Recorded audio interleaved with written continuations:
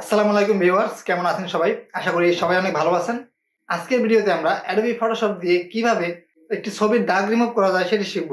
আমার ঠিক উপরে একটি ছবি দেখতে পাচ্ছেন আপনারা, যে ছবিতে এক পাশে দাগ আছে এবং অপর পাশে দাগ নেই। তো চলুন চলে যাই কম্পিউটার স্ক্রিনে এবং দেখি কিভাবে অ্যাডোবি ফটোশপ দিয়ে একটি ছবির দাগ রিমুভ করা যায়। সো ভিউয়ার্স, আপনারা দেখতেই পাচ্ছেন যে আমি অ্যাডোবি ফটোশপে একটি ছবি ওপেন করে রেখেছি। আজকে আমরা এই ছবির স্ক্রিনের দাগগুলো রিমুভ করব। প্রথমত এখানে আপনারা যে লেয়ার প্যানেলটি দেখতে পাচ্ছেন, এই লেয়ারটি আপনারা আনলক করে নেবেন। এখানে লেয়ার আইকনের উপর একটি ক্লিক করলে এটি আনলক হয়ে যাবে। এরপরে আপনারা কন্ট্রোল জে প্রেস করে একটি ডুপ্লিকেট লেয়ার করে নেবেন।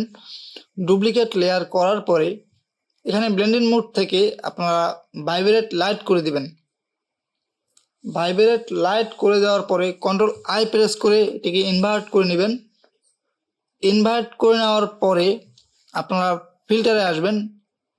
ফিল্টার থেকে আদার্স থেকে হাই পাসে আসার পরে এখানে রেডিয়াসটাকে একটু কমিয়ে বাড়িয়ে নেবেন, যতটুকু প্রয়োজন ততটুকু রাখবেন, যেন এখানে স্ক্রিনে যে দাগগুলো আছে দাগগুলো যেন দেখা না যায়।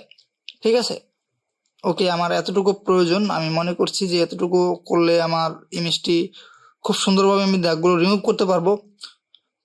ততটুকু রেখে আমি জাস্ট এখানে ওকেতে প্রেস করব। ওকেতে প্রেস করার পরে আমরা আবার ফিল্টারে আসবো। ফিল্টার থেকে ব্লার থেকে গসিয়ান ব্লার। এখানে রেডিয়াসটাকে আমরা একদম যতটুকু কমানোর প্রয়োজন ততটুকু কমিয়ে দিব। এখানে আমি 0.1 রাখতেছি অ্যান্ড দেন ওকেতে প্রেস করব। ওকেতে প্রেস করার পরে আমরা লেয়ার মেনুতে আসব।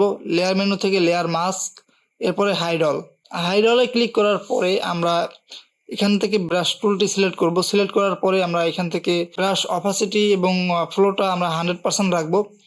অ্যান্ড দেন এবার যদি আমরা দাগগুলোর উপরে ক্লিক করি, সম্পূর্ণভাবে দাগগুলো রিমুভ হয়ে যাবে।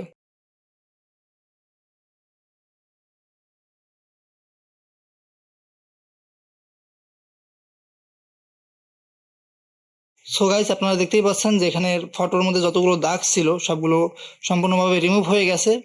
সো ভিউয়ার্স, আশা করি ভিডিওটি আপনাদের ভালো লেগেছে। যদি ভালো লেগেই থাকে তাহলে ভিডিওটিতে একটি লাইক দিবেন। ভিডিওর বিষয়ে কোনো মতামত থাকলে কমেন্ট বক্সে জানাবেন। দেখা হবে পরবর্তী কোনো নতুন ভিডিওতে। ততক্ষণ পর্যন্ত সবাই ভালো থাকুন, সুস্থ থাকুন। আল্লাহ হাফিজ।